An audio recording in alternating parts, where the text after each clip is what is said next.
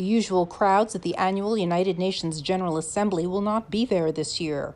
World leaders will not be present in New York due to the pandemic. Instead, they will send pre-recorded video messages. Many will likely focus on the economic and health crises caused by the coronavirus. The COVID-19 pandemic is a crisis unlike any in our lifetime, and so this year's General Assembly session will be unlike any other too. We have a full program, and the stakes could not be higher. As scientists work on a vaccine, leaders will hold a virtual session on September 30th to discuss ways to speed up the development of a safe and effective vaccine that can be accessible to people around the world.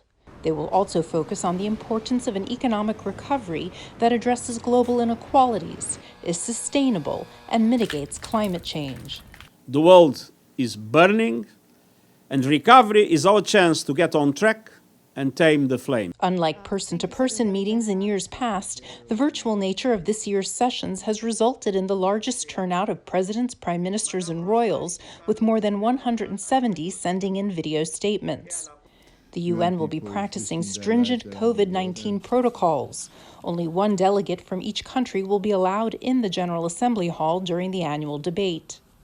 President Donald Trump is scheduled to give one of the most anticipated video speeches. Analysts expect Trump to focus on his domestic achievements and ratchet up his rhetoric against China.